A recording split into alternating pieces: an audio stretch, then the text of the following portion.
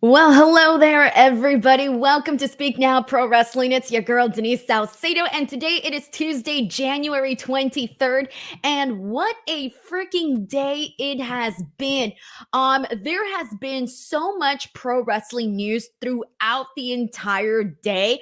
From the second that I woke up, and I woke up early today, I was already 2 hours behind in terms of just like breaking news early in the morning. And the big thing, of course, coming out of today is that WWE Monday Night Raw is moving over to none other than Netflix, which is literally the biggest streaming platform. Everybody knows Netflix. So many people have Netflix.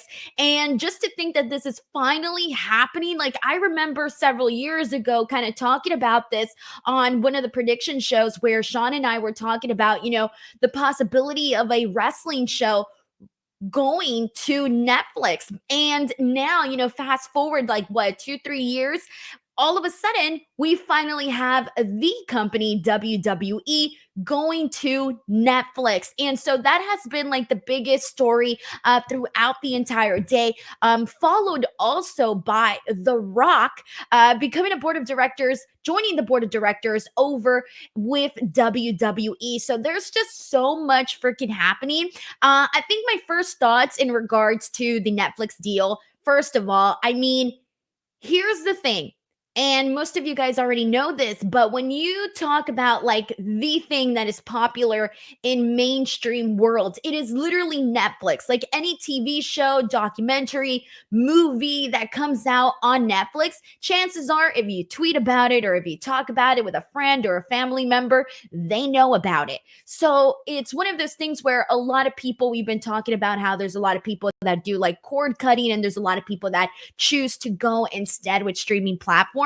And one of those main ones is definitely Netflix. So I feel like this is a really exciting move. It's going to be so freaking weird to watch Raw on Netflix instead of how we normally do on freaking USA on cable. So that's going to be totally different. But on top of that, we still don't know for sure exactly what day Raw is going to be on, whether or not it's going to remain Monday Night Raw or not. It's still yet to be known. We still don't have those additional details, but I hope that it stays on Mondays, primarily because I feel there is so much change happening, and I can't imagine Raw not being on Monday nights. It would just be so freaking weird for me, and I'm sure for a lot of you here. And I'm kind of tripping now because I'm thinking, oh my God, like what is the wrestling week going to look like come 2025? And so there's just so many unanswered questions. We still need to know like a lot more about this, primarily like what date it's going to be on, is the time's going to change, like how is it going to work, I don't know. But I'm really looking forward to it. I'm excited. I think the partnership with WWE and Netflix is going to be like game changing, and I'm looking forward to it, guys. But that was really like the big story that broke today. And then in regards to The Rock being part of the board of directors, I just think is so freaking cool, because The Rock is not only, such a iconic figure in pretty much all of mainstream pop culture and all of that, but within, particularly, we're talking about pro wrestling here. We all know The Rock and him how he started this whole thing in pro wrestling. Like all wrestling fans know and love The Rock.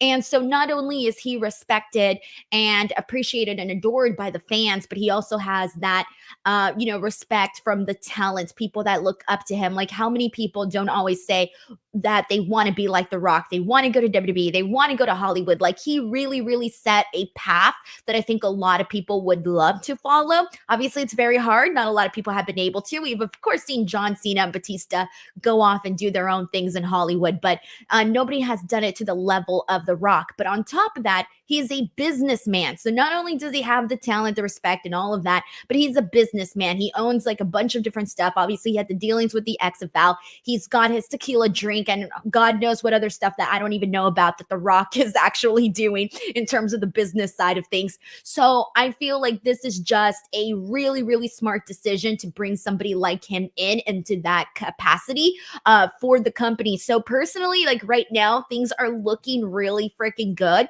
I'm excited for 2025, guys.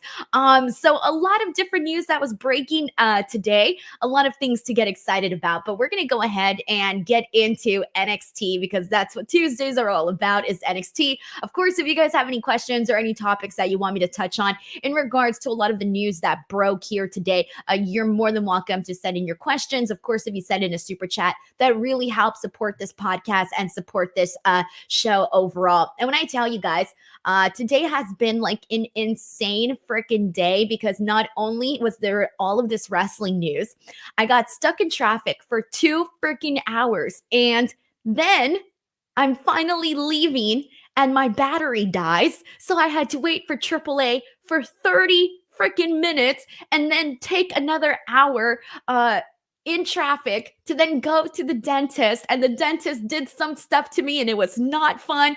Come home, watch NXT, try to keep up with all of the wrestling news and get into, what I normally do. So it's just been like this crazy freaking day. So I'm excited just to talk pro wrestling and chill with everybody here. So let's get to it. First of all, thank you so much to Ebony Prince, who's been a DWO member for 3 months now, who says, "Hi, Denise, I enjoyed NXT. Congratulations to Ava Raine." That's going to be a big topic for today. Sheldon Jackson just gifted 5 DWO memberships. Thank you so much to Sheldon. For those of you who are members of the DWO BTW, I just posted a message on the community page letting you guys know that the 60 oldest DWO members, and I mean oldest by how long you've been a member, not by age. The oldest DWO members, the 60 oldest ones, will be automatically included into a separate Royal Rumble pool that I am doing exclusively for YouTube members. I'm also doing one on Twitter that accidentally got Enter Me trending at number 8 on United States trends on Twitter, guys. Like, what the hell? I got Enter Me trending in the pro wrestling category. And it was all because I put that was part of like the thing that people had to do was put Enter Me in the comments. And I thought it was going to trend with the hashtag Royal Rumble, but instead it trended with Enter Me. So I was way off on that, but it was freaking funny actually. So best thing that's happened to me all year. We got Steven here who says, "I got to spend my birthday hanging out with the best post-show host in the galaxy. Now the question is, will we get an interference during the women's title match?"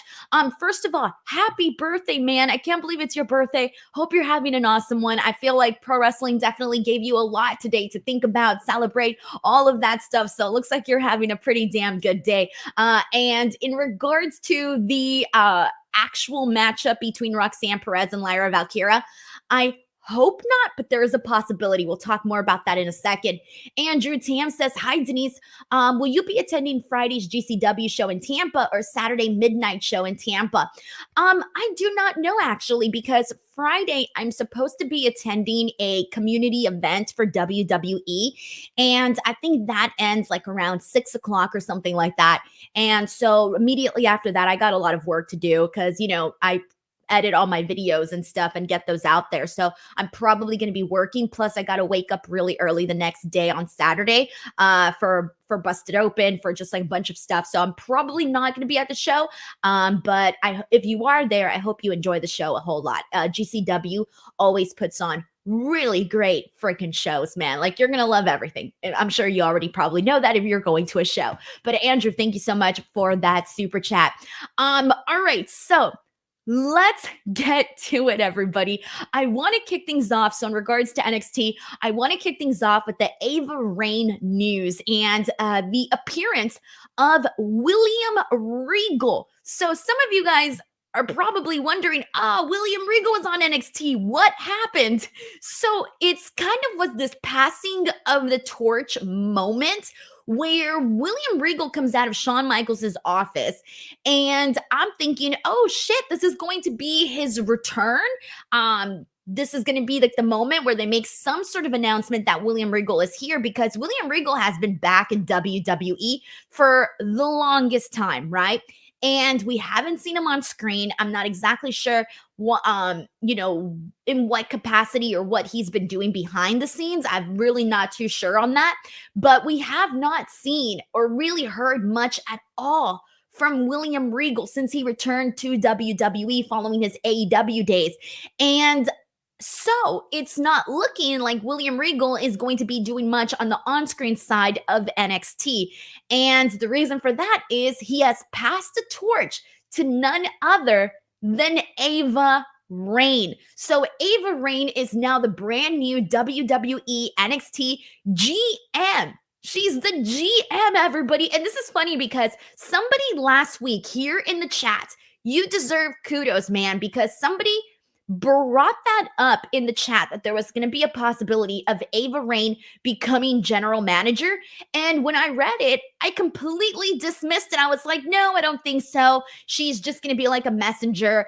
I wasn't actually expecting for her to become general manager. And I think the reason for that is we're so conditioned to these people that are in these general manager roles to be these authoritative figures in pro wrestling, right? And usually they're dudes, and usually they're older dudes. It's not like we're used to having a young girl as a general manager. So I think like last week when someone had suggested that or brought that up, I was like, oh no, I don't think it's going to happen, right? Like, I don't think that's the direction they're going to. Well, I was completely wrong.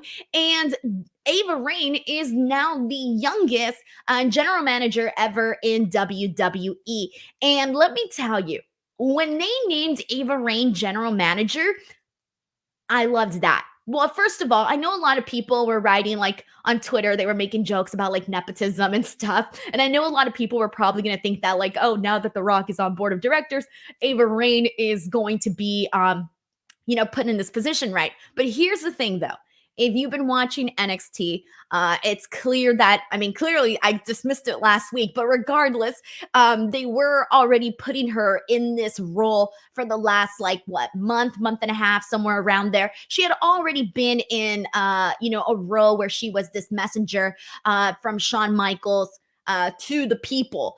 And so that's what I thought she was still going to be, but they made it official, man. And I loved it. I love it because it's new. And that's the thing, like NXT, in order for NXT to continue, thriving and getting better and to continue seeing a growth in the program the way that we have in last year, they need to take chances. They need to take risks. They need to make bold moves. They need to do things that are going to make them stand out, be different. And having Ava Raine as NXT general manager, to me, that's freaking different. And I'm excited because we've never seen anybody like Ava Raine in this type of position. So I'm rooting for her. I'm excited.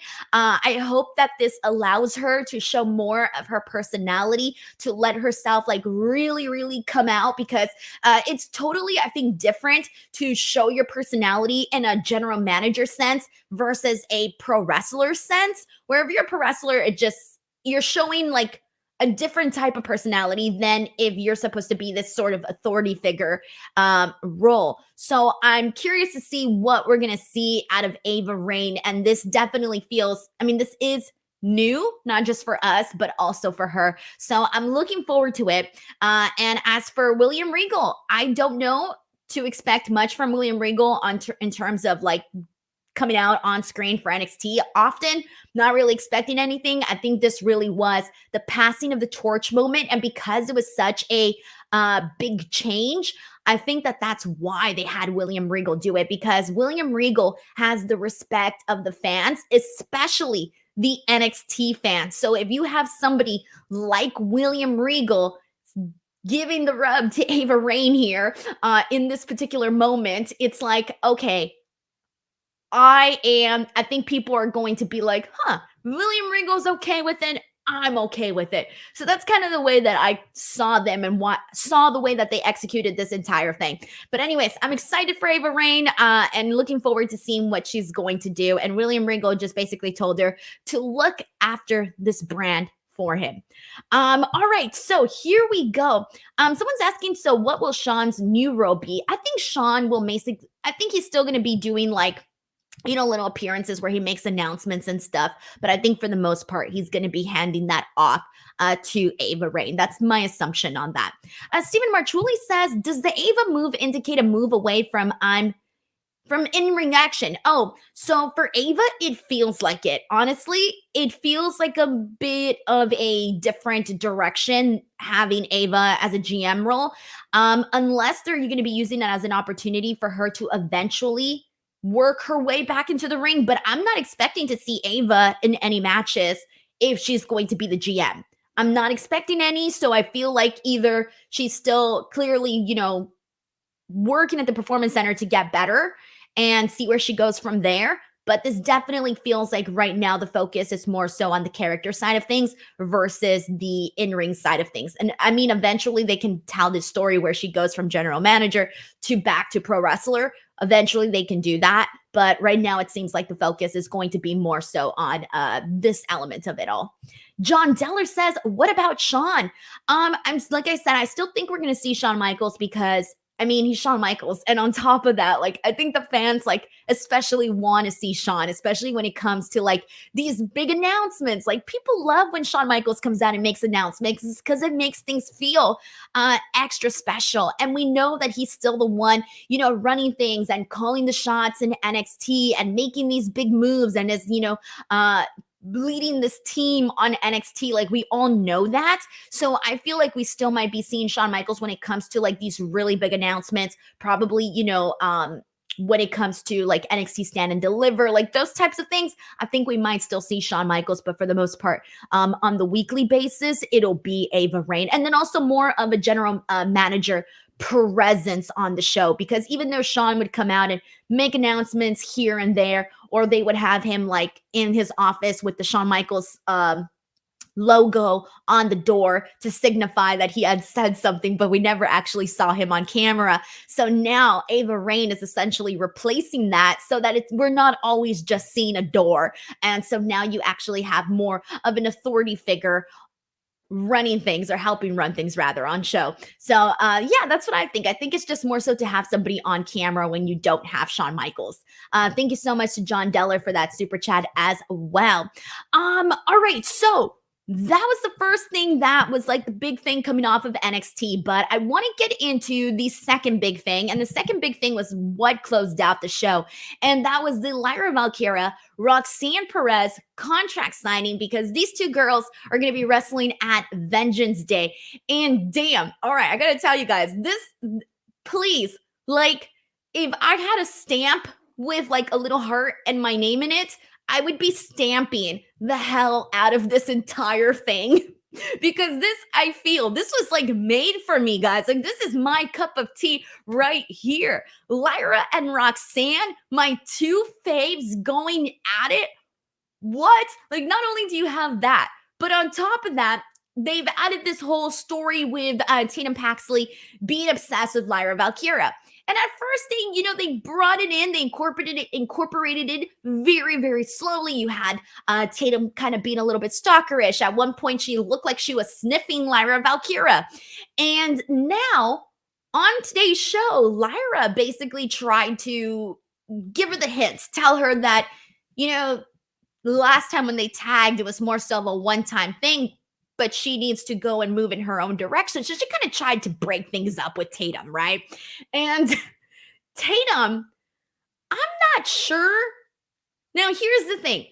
I'm not sure if Tatum, and this is probably coming from the Mickie James, Trish Stratus part of my brain in me, where I'm not sure if Tatum is obsessed with Lyra in terms of an idol, where she wants to be like her, where she's a fan of hers because she's a champion and she wants to be just like her. Or if she's obsessed with her in a different kind of way, a more intimate sort of way. I'm not really sure what her obsession line is. And I at first was thinking the whole time, I was just thinking, oh, she's just a fan of hers because Lyra's really cool. So she's a fangirl. She's just taking it to the extreme. But then today, when Lyra tried to end things with her, she did this creepy thing with her feather. I don't know what it was, but she just did like a face. And that face said a lot, man. I looked at that and I'm like, I think there's something more here. I'm not really too sure. But regardless, it made me more interested. And again, this comes from somebody that really loved the Mickie James Trish Stratus storyline. So I'm seeing shades of this, like it's nowhere near compared to what Trish and Mickie did, obviously, right? Totally different. But those little shades of it are making me go, okay, I'm listening. And so I'm like, so obsessed with this story now. And given the way that things ended, I'm even more obsessed. So here's what went down. We had the contract signing. Ava Raine was facilitating all of this between both girls. And we had some pretty good promos from both Lyra and Roxanne. It was primarily a little bit more of Roxanne. Roxanne was doing, I think, a little bit more of the talking, where Roxanne, and also, I'm not sure, but for a second, it felt like Roxanne was more of the heel in this. Like, I don't feel like she's 100% heel, but she did feel a little bit more like heelish during this entire segment. But she went out there and she basically said that, she worries that Lyra got to this spot way too fast. And she mentioned something about the crowd that I thought was interesting, because if you guys notice, there's times where Roxanne Perez gets cheered and there's times where Roxanne Perez gets booed. I remember this one show where they just like randomly started booing her. And I remember we were all talking about it that day. Like, what did Roxanne do? Why is everybody booing her? And Roxanne kind of alluded to that a little bit in this promo, because she told Lyra, 1 second the crowd is going to love you and the next they're going to be booing you. And when I take your title away and you have to pick up all of the pieces, are you going to be able to rebuild yourself the way that I have? Because I rebuild myself to get back into this title picture, and I didn't even lose my NXT Women's Championship, and I still had to work my way back to this moment. So I'm not really too sure here, but I felt that Roxanne Perez made some good points. I thought that Lyra made some good points, but for the most part, it was more so a little bit of Roxanne in this. But of course, Lyra stood up for herself. She did her bit. The crowd is behind her, all of that. So they shake hands. They have the little moment where they do the little,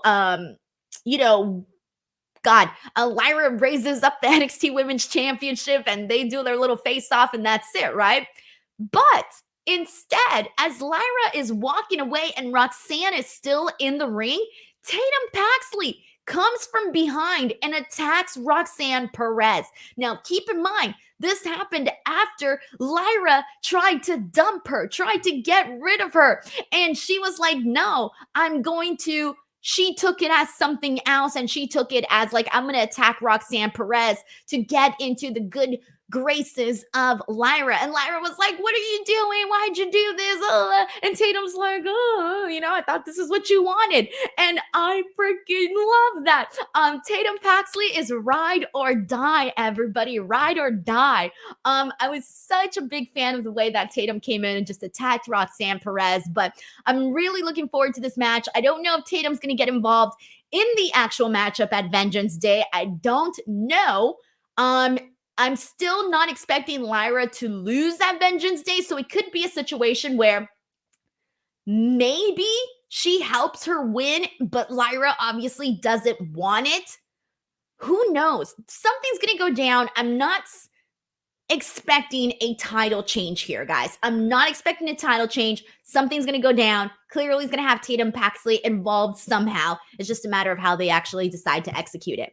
But it's going to be fun. It definitely is. All right, let's see what people are saying here. This is from Will Chisholm, who says, it's going to be funny when Ava turns heel and starts slapping people like Stephanie McMahon. Ooh, Stephanie McMahon. She had a good slap, guys. When she slapped somebody, you knew watching at home that thing absolutely hurt. She had one of the best slaps I've ever seen. Do you remember when she slapped her mom? God damn, I was like, I think everybody was like, she slapped her mom. Sheldon Jackson says, Tatum Paxley is the love child of Nikki Cross and Mickie James. I like that. She's got the creepy factor that Nikki Cross had, and then the obsession factor from Mickie James. Oh God, I remember those days. I remember like having a big giant, not even a big giant actually. Because I used to buy WWE magazines back in the day. I know, right? Total nerd, whatever. I used to buy WWE magazines back in the day. Um, and rather, I should say, I didn't even buy them. I begged my grandma to buy them for me when we would go to the grocery store. I'd be like, please, please, can you buy me the magazine? Please, please. So my grandma would buy me the magazine. She always like just caved in. And so, um, anyway, so in the magazine one time, they did this really gorgeous spread of Mickie James. And I remember like having Mickie James's pictures up on my wall because I just thought she was the coolest. The coolest. I mean, I went through this obsession phase between so many different of the women's wrestlers where I just like thought they were absolutely the coolest. It started with China. From China, it went to Lita. From Lita, it went to I think it was Melina, and then from Melina, it went to Mickie James, and then after Mickie James, I don't think there was really anybody else that kind of like because I grew up, so I grew out of that like idolization phase. Kind of grew out of it, but those were like the people that man I was just a big fan of. Anyways, we got the black sheep here who says, "Gas es fuera de la cocina." The black sheep, thank you so much for making me laugh here. For those of you guys who don't speak Spanish, the black sheep says, "What are you doing outside of the kitchen?" By the way, when it comes to that, I really wish I knew how to cook, though. I don't know how to cook.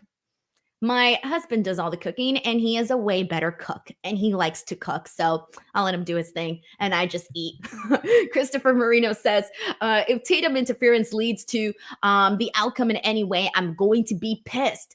I'm not. I'm not going to be pissed. I prefer a straightforward story, of course, but I think this story between Lyra and Roxanne has the potential of being extended all the way to Stand and Deliver. Yeah, maybe no, maybe that's too long. Let me see, January, February, March, April. Never mind, that may be a little bit too long. I may be pushing it. They could eventually circle back to that at NXT Stand and Deliver, but I don't know. I want to see Lyra really work with a bunch of different women because they have them there. They have a lot of options. So I would like to see Lyra kind of touch on a bunch of different competitors and a bunch of different stories. So I would prefer a straightforward victory for Lyra, but I also think they might want to protect Roxanne. And you know how it is when they want to do that, they tend to do some sort of like interference stuff instead of just having her go out there and just tell this awesome match and get over in that way. Even if she loses, she gets a win because of the match was really good and her performance was really good, right? They usually go the route of let's do some sort of interference. Well, we'll see what happens. Christopher Marino, thank you so much for the super chat as well. All right, so let's see where we're at with all of this. Tony Hayes says Denise had a girl crush. Every girl has a girl crush. Oh, you have to have like girl crushes, and it's not like in a way where it's like, oh, I'm in love with this person. No, I see like girl crushes are more so when you're growing up. It's more so like this idolization, right? Because you're young, you're impressionable. You don't really know who you are. So when you see an older woman that is like, you know, gorgeous and smart and talented and all of these things, and you're like, oh my God, that's exactly what I want to be when I grow up. It's more so like that. So if any of you guys have like daughters or sisters, chances are at some point they went through that like idolization phase. And I think we still like go through it just like in different ways. Because I know I've been going through it for the last 15 years with Taylor Swift. And I'm out here talking about how I grew up out of putting people's posters on my wall. I guess I didn't even...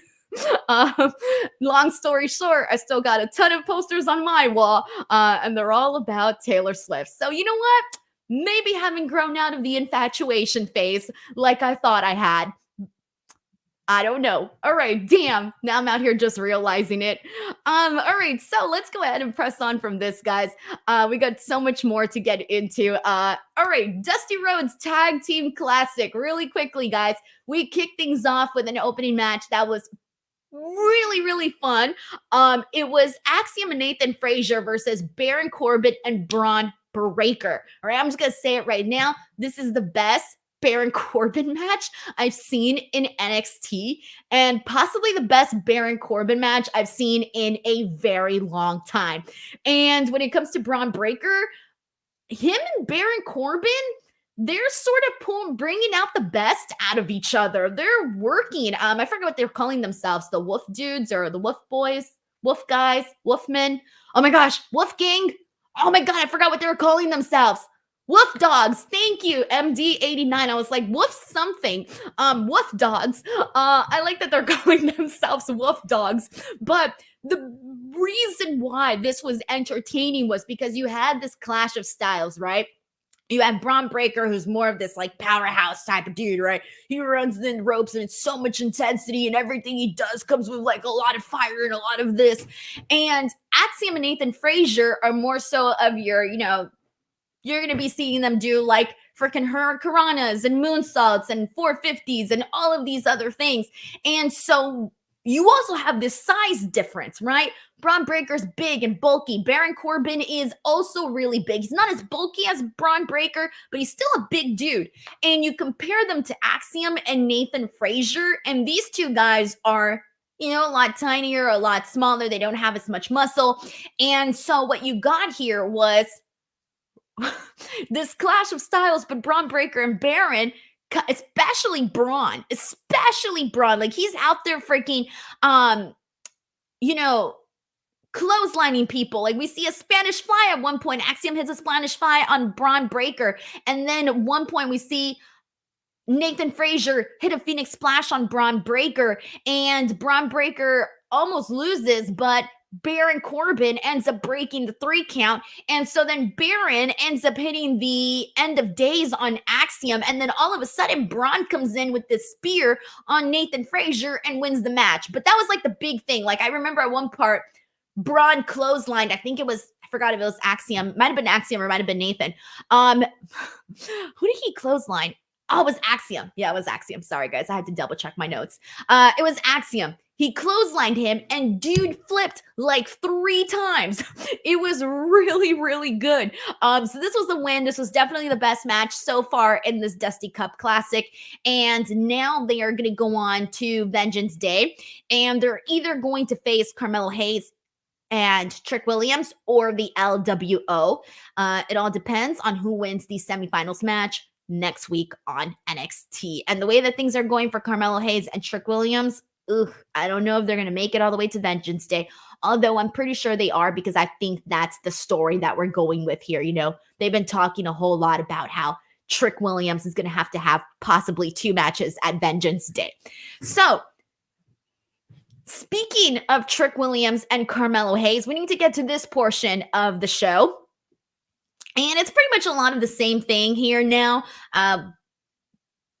You get Carmelo Hayes trying to talk Trick Williams into thinking that Ilya Dragunov is playing with him, is using him. He is trying to make it seem like Ilya sees him as a threat and is dishonest in his intentions with giving him his rematch. Now, us watching NXT, we all are buying Ilya Dragunov's intentions. Like when Ilya Dragunov approached Trick Williams and told him, I'm going to give you your rematch and I'm going to give you your rematch on the biggest stage at Vengeance Day. We're going to do this. At no point do I think that anybody watching the show thought, oh, Ilya Dragunov's being dishonest with his intentions regarding this rematch. Nobody. We were all like, all right, Ilya Dragunov got screwed by the medical team. He was taken out. He wasn't cleared. But you know what? He's a man of his word, and he's going to give this matchup that Trick Williams fought so hard for in the Iron Survivor. So nobody was buying that Ilya Dragunov was dishonest at any point. But Carmelo Hayes is using manipulation tactics to make Trick Williams think that Dragunov is trying to play games with him. He thinks he's setting him up for failure by giving him this match at Vengeance Day, knowing full well that he's in the Dusty Cup tournaments. Now, I don't think that's what Ilya Dragunov is doing, but that's surely what Carmelo Hayes thinks he's doing. And the best part in this is that Hayes keeps telling Trick Williams to wake up. I think we can all agree, wake up, Trick Williams. Wake up and smell the coffee. Smell the coffee. That's funny because he wrestled Joe Coffey. I didn't mean to do that on purpose. That happened on accident. But anyways, wake up and smell the coffee trick because it is Carmelo Hayes who is doing you dirty behind your back. But anyways, he has this match with Joe Coffey. Ilya Dragunov is on commentary. And there was sort of this misunderstanding, I think, at the end of this match where Joe accidentally ends up getting Ilya Dragunov with a boot to the face, and then Ilya Dragunov gets pissed, right? So he tries to get into the ring and get his hands on Joe. But instead, sorry guys, I'm still thinking of that coffee thing because now I'm thinking Joe, cup of Joe. God damn it. Really messed me up. Anyways, so he gets into the ring. He tries to get his hands on Joe Coffey for hitting him with the boot. And Carmelo Hayes goes in there and takes out Ilya Dragunov. Trick Williams wins this match, but then gets attacked by Joe Coffey. And Carmelo Hayes doesn't do anything about it. He just watches. So it seems like they really weren't on the same page here. It seems like things are finally starting to unravel. Trick Williams is really trying to make this relationship work. He seems to be going up against his gut instinct here, but pretty soon this is going to unravel. We just don't know when. They just keep showing us all the red flags. Like Trick Williams, my friend, he is not seeing those red flags, man. He is not seeing them. All right, so Jesus Christ, I keep saying Josh. I'm dead. I literally kept saying Joe Coffey like 15 times. My bad, guys. Josh Briggs. God damn it. My brain was Joe Coffey. And then it stuck with the cup of coffee and the freaking cup of Joe. Somebody else take over the show, guys. I'm firing myself. I'm firing myself. That's what I'm doing, guys. Auditions are going to be held next week. Somebody else can host the show. Told you guys, today was not my day. All right, let's blame it on the drugs that the dentist gives me. Although he didn't really give me that many drugs today. He didn't even give me drugs today, actually. So I can't even blame it on that. Today, they didn't give me no drugs at the dentist. I am drug-free and making errors on my own accord. All right, so... All right, let's press on from here, guys. I want to get into the women's match because we got quite a bit here. And we had Ren Sinclair versus Lash Legend. And this one here, so this was Ren's first NXT matchup. And we had seen her make her debut last week in the Battle Royal. So she goes up against Lash Legend. Now, Lash Legend had a good, last month of 2023. She had that really big moment with Otis. She had that big moment with Otis, and then she had the big moment at Iron Survivor where she came out and she looks pretty damn good. She's been doing a good job, honestly. Like Lash Legend went from somebody that was just on the show, no biggie, nothing more, and then all of a sudden, she impressed people. And so she comes out, she has this match with Ren, and here's the thing, Ren is not a tiny girl. I feel like she's a pretty good size. But Lash Legend went in here and just made herself just look like this dang freaking powerhouse in this match. And I like that though. I liked it because I know that Ren is not super tiny. So the fact that she was able to look like such a powerhouse next to her, I thought that was definitely something that stood out to me. The match was brief, but it was good. Ren looked great. Ren showed a lot of spark. She showed personality. She wasn't someone that you kind of just forget about, because we've seen that sometimes where a couple of girls will come in and there's really not much going on, but you kind of might forget. But you know what though? She came out and she did a freaking good job. She made me pay attention to her. And Lash Legend got the win, which she should, because she's been doing her thing for quite a bit on NXT. And this was a solid victory for Lash Legend, given the fact that, again, she defeated somebody that, even though she's new, I think she's already shown quite a bit. Also, I liked that Ren, she had this moment backstage with Fallon Henley, and Ren was basically kind of anxious, maybe overthinking her first matchup, she was clearly nervous, and that was like the bit that they were playing up on. And I really liked this because I thought that was probably one of the most relatable things that I've seen like in a while. Because think about this. She was going out there to have her first match. Clearly, she's nervous. She's talking about not wanting to make enemies, trying to make the right friends, this and that. To me, Ren and we connected. We connected with that. I loved that little backstage promo that they did. Anyways, it looks like we're probably going to be getting Fallon Henley and Lash Legend because afterwards we had Fallon Henley and I forget the other girl who's also part of Metaphor, and they were both going in to almost attack Ren Sinclair, but instead Fallon Henley went out there to have her back. So they seem to be forming a friendship. And within this, you're probably going to see Fallon Henley and Lash Legend, which is cool because Fallon Henley, she needs a bigger story. And I think she's been doing a good job with what she just did with Tiffany Stratton. So it's like, okay, well, how do you keep this spotlight on on Fallon Henley? How do you keep the spotlight on her? Well, you have her go out there and you have her tell more stories. And right now, Lash Legend, like I said, she had a good last month in 2023. So, while we still remember that, while we're still coming off of that, I think that they can tell a little story there between them. So that should be kind of fun there. Thank you so much to everybody else. Jakara Jackson. There's so many freaking names, guys. So many names. So many people on NXT. Can I remember everybody? Oh, man, I'm dead. All right.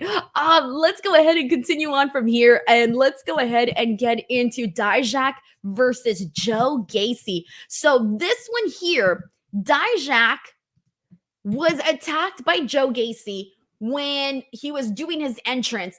And Joe Gacy, and him, basically this match doesn't even like culminate to anything because it ends up with them just like brawling and fighting. And Dijak puts Joe Gacy through that platform that's on the stage. They fight on the outside. The referees and staff come out to try to break them up, but they're not able to. He puts them through the commentary table. They continue to brawl. This, my friends, was needed for both of these guys because we've talked about this before. Dijak came in and we thought, oh, they're going to do a lot with Dijak. And he's had a couple of good moments, but that's been about it. And then when it comes to Joe Gacy has this character change. And truthfully, I still don't know what the character is. 1 second he's jumping from buildings or threatening to jump from a building. The next he's hiding under the ring, stealing ring bells. Then he's doing commentary. He's sort of all over the place. So I'm not exactly sure what I'm supposed to say Joe Gacy's character is. He's just all over the place. But now adding this whole element of we can't get our hands off each other, we want to kill each other, we want to rip each other to shreds, that within itself just adds quite a bit to both Dijak and Joe Gacy and kind of spices up the storyline just a little bit. Chisholm says, is it a safe space to say Nia Jackson Lash Legend is the most improved in WWE in-ring wise? And it's totally different because Lash Legend is on the developmental side of things, okay? Like she has to improve, right? Like that's what developmental is for. And Nia Jax, her journey has just been entirely different. She was released, she came back, and people were like, oh no, Nia Jax is back. But you know what? She came back and she hasn't been terrible. She hasn't been terrible. So give her due for that. But I feel like you can't really, like you definitely can compare the two. And I don't think you were trying to compare the two because again, it's just two different timelines, two different journeys, two different stages of their career. So I can't really compare those two. But I do think that Lash Legend has had pretty good growth on NXT. And there's somebody else that I'm going to talk about later on, one of the other women on the show that I think had shown way more today than we have seen throughout her entire time on NXT. And I cannot wait to talk about that. But I'm going to do so immediately following our Magic Spoon ad. My New Year's resolution is to cut back on sugar and add more protein to my diet to help me stay on track of my fitness goals this year. And Magic Spoon makes that easier and more delicious than ever. Magic Spoon comes in a variety pack. The 4 flavors are cocoa, fruity, frosted, and peanut butter. This pack has 0 grams of sugar, 13 to 14 grams of protein, and 4 to 5 grams of net carbs. Only 140 calories a serving. It's high protein, has 0 grams of sugar, keto friendly, gluten free, grain free, and soy free. My favorite flavor is the fruity one. Head on over to magicspoon.com/Denise to grab a variety pack and try it today. And be sure to use my promo code Denise at checkout to save $5 off your order. And Magic Spoon is so confident in their product, it's backed with a 100% happiness guarantee. So if you don't like it for any reason, they'll refund your money, no questions asked. Remember, start the new year off right with a delicious bowl of high protein cereal at magicspoon.com/Denise and use the code Denise to save $5 off. Alrighty, everyone. BTW, you can find the Magic Spoon links in the description box below. And if you guys do purchase Magic Spoon, let me know. Hit me up on Instagram or Twitter. It really helps just to kind of gauge where I'm at and stuff because breaking down the fourth wall here, the more sales I do, the more that they are willing to sponsor me and sponsor these podcasts. So I try to kind of gauge where I'm at and how I'm doing by that. But anyways, all right, let's get back to it. So prior to that, I had mentioned that there was somebody else that I thought really showed improvement here tonight. So let's get to it. Let's talk about the Supernova sessions with Lola Vice. Now, I'm not necessarily talking about Lola Vice here. I'm talking about Elektra Lopez. So, Elektra Lopez, as we know, she got started on NXT with Legado del Fantasma. And she was, just like this really gorgeous woman, and they had her as the centerpiece of this group. She had a couple of little promos here and there, but nothing really, not too much of a spotlight, I would say. If the spotlight was on her, it was shared with the entire group, not just her. And then when Legado went to the main roster, she did not go up with them. She was replaced by Zelina, which is unfortunate because that was the thing that she was doing on NXT. So you would think that if they got called up, they would all get called up together. And I can imagine, I've said this a million times, but I can imagine that Elektra Lopez was probably like, damn. I know I would have been. I would have been like, damn. And so after that, there really wasn't much happening with Elektra. And then she got paired up with Lola Vice. And I remember when she got paired up with Lola Vice, I thought, this is kind of weird, but okay, I guess they would be friends. Okay, fine. I can see why they'd be friends. Cool. What now? And then I thought that they were probably going to go the tag team direction or something along those lines. It didn't happen. But last week on the Battle Royal, we had Lola Vice completely turn on Elektra, completely turned on her. She attacked her. She eliminated her. She did not give a damn about her former BFF. And so Elektra Lopez came out here after Lola was being interviewed by Noam Dar in the Supernova sessions. It was Elektra Lopez when she came out and she completely cut this promo on Lola Vice where I felt like, damn, she got her good here. I feel Elektra Lopez definitely won this promo that they did here. I thought she did phenomenal. She went out there.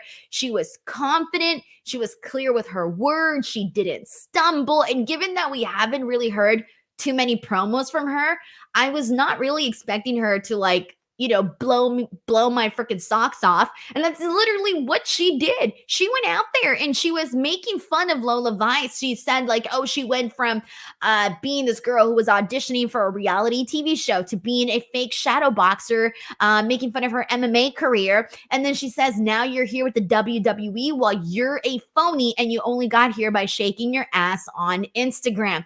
And the crowd starts chanting, she's a phony. And then the other half is like, no, she's not. And I'm thinking, damn, she got the crowd to chant something organically based off of what she said. And so that was really good. The line about her shaking her ass and Instagram and the shots that she threw about her, getting the crowd behind her. I thought she came at her hard. She came at her good. This has been her by far her best moment on NXT. So I did want to take a second to shout out Elektra Lopez because I did not know she had all of this in her. So shout out to Elektra. I'm looking forward now to seeing more. I'm looking forward to seeing what she can do now. It seems like she has this new surge of confidence that we're probably going to be seeing. Alrighty, so anyways, we are going to be seeing that match between Elektra Lopez and Lola Vice next week on NXT. All right, we got a couple more topics to get into. Before I do, just a heads up to everybody. Tomorrow I will be back. I'm going to be doing 2 shows tomorrow. So tomorrow at noon Pacific Standard Time, I'm going to be doing a Royal Rumble prediction show. That one's going to be really fun. I'm really looking forward to it. I'm going to be doing doing the podcast with Jason Solomon. It's going to be a really good time. And then Wednesday nights, I will be on with Reg, and we're going to be doing the AEW Dynamite post show. On Friday, I don't think I'm going to be here talking about SmackDown since I will be in Tampa, but I'm going to be posting a ton of content on Friday, on Saturday, on Sunday, here on the YouTube channel, all from the Royal Rumble. So for those of you guys who want to find out what your favorite superstars are saying and doing and all of that stuff, I will be there trying to gather as much content as possible. I'm putting it out here on the channel, so I think there'll be some good stuff here. So make sure you guys check that out. And then Reg and I are also doing a Royal Rumble post show on Sunday, and that is currently scheduled for 12 Pacific Eastern time. So there's a lot happening, guys, a lot happening this week. And there are so many media events. There's going to be a lot of good stuff coming out of the Royal Rumble. But let's go ahead and get into the rest of the show. I'll kind of jump around a little bit because there's some things that are so-so. Lexis King versus Trey Bearhill. How dare they do this to me, guys? I was so upset because they had Trey Bearhill go out there without his freaking theme song. They just had him in the ring. I was like, I look forward to that, man.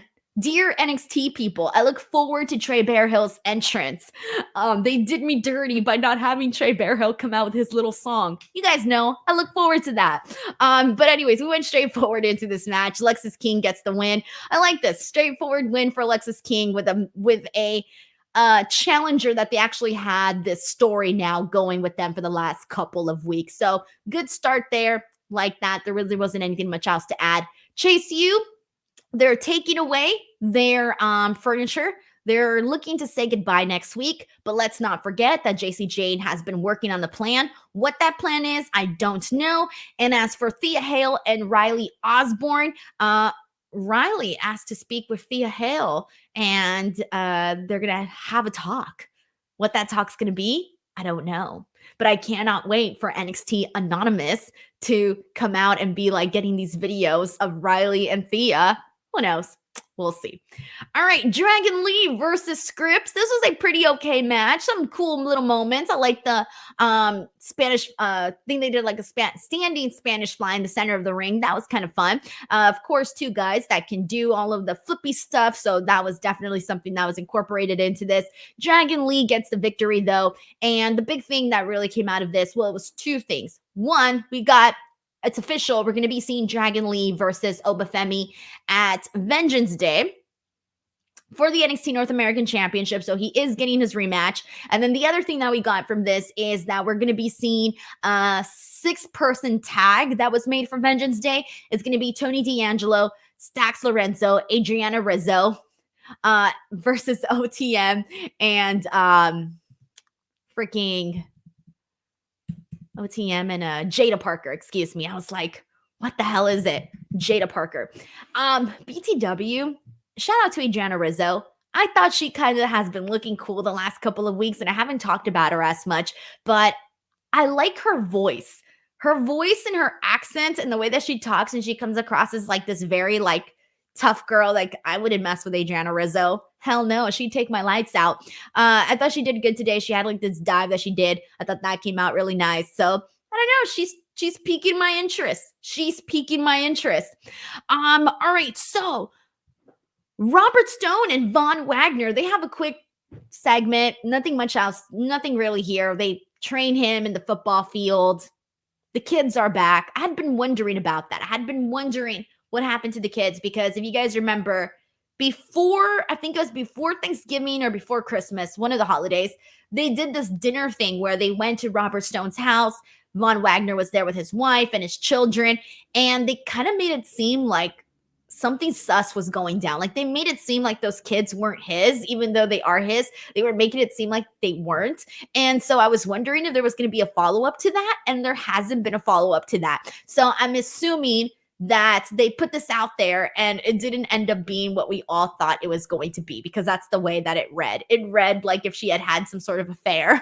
And I was even wondering, like, wow, they're really going this direction with the story. Turns out they're not. And we all read this the wrong way. So we'll see. But I do like when the kids come out. They're pretty funny. They're fun. Last thing to get into for NXT, we had Carmen Petrovic versus Blair Davenport. Really nasty stomp from Blair to Carmen on her back. Looked nasty, but nasty in a good way because it was effective. And Carmen looked really good with her kicks and whatnot. She hit a clothesline on Blair. She had some good little moments here, but Blair takes her out with a strike and gets the victory. So this was good for two reasons. One, Blair gets her win. Cool, thumbs up. You know, she won the Iron Survivor. She didn't become NXT Women's Champion, but you still want to keep her strong. And then you've got Carmen Petrovic, who we've only been seeing a little bit, but this was probably, I think, the match that I feel like I've seen more of her than any of her other matches. Or maybe she just grabbed my attention a little bit more in this matchup. But I thought she looked good. I really liked all of her strikes that she was giving to Blair Davenport. I was a fan of that. So I thought she looked pretty okay. That's literally it. We ran down all of NXT. That was this week's show. Damn. It was a good one, guys. It was a pretty decent episode, I would say. Before I go, just a heads up to everybody. I know I say this every freaking show, but for reals, guys, I need some new reviews to read. So if you haven't already, head on over to Spotify or to Apple Podcasts. It's super easy. Even if you don't listen on the podcast version, if you just watch on YouTube, go leave a comment, go leave a review, because it helps out the podcast so much. And if you do leave a review or anything like that, I will read it here on the show. The second that it pops up on my Apple page, I will pull it up. And on Spotify, it's just a rating. I don't think you actually leave a message. I think that's only Apple Podcasts. But if you just wanted to pop in and leave a nice rating, that would really, really go a long way. But other than that, guys, that's it for today. And I will see you guys back here tomorrow for Royal Rumble predictions, as well as AEW Dynamite conversation. Bye, everyone.